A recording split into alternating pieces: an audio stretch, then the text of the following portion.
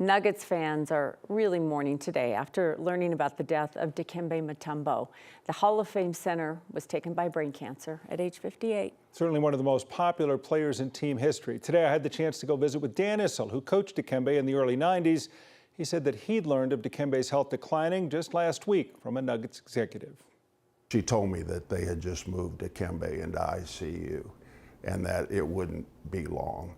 And you know, but that still doesn't prepare you for that. I mean, he did so much good in his lifetime, and to be gone at age 58 is just very, very sad. I'm feeling great. I have a lot of confidence on myself. I feel like I'm going back to Salt Lake City tomorrow morning. Maybe by the time I go home today, I go pack my bag already. Dikembe Mutombo was not a small personality. I mean, you know, to ask what you remember about him is a big question, but what were your first impressions when you got to coach Dikembe?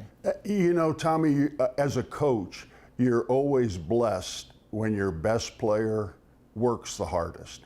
And you know, when I came in as the coach, been two pretty rough years for the Nuggets, and they were tired of losing. Off the court, he was hysterical. We had this thing we always went through. If somebody was late for a bus or late for practice, I'd say, Dikembe, how much should we fine him? About $2 grand. That's what he'd always say, about $2 grand.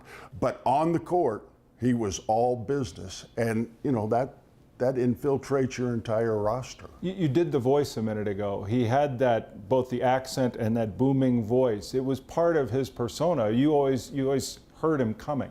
Yeah, that's a great point. You know, I was very honored when the Nuggets retired his jersey. Dikembe asked that I introduce him.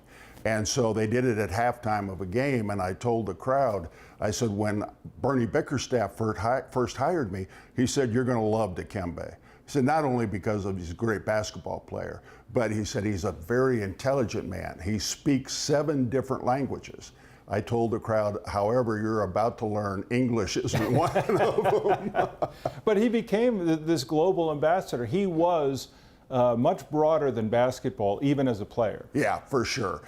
You know, what he did back in Africa, the Congo, and other nations in Africa. Born and raised here, it's not like something new to me. He was always willing to give. He was always willing to step out there and be the global face. And, you know, with that personality and that voice and that big smile, he was the perfect one. You went back to his induction also into the Hall of Fame. That had to be proud for you. I mean, he ended up playing almost the same amount of games, or years anyway, with Houston and Atlanta and Denver, but I think a lot of the world sees him as a Nugget. Well, I think especially that iconic shot of him laying on his back holding the basketball when we beat Seattle in the playoffs. I think that shot will live forever.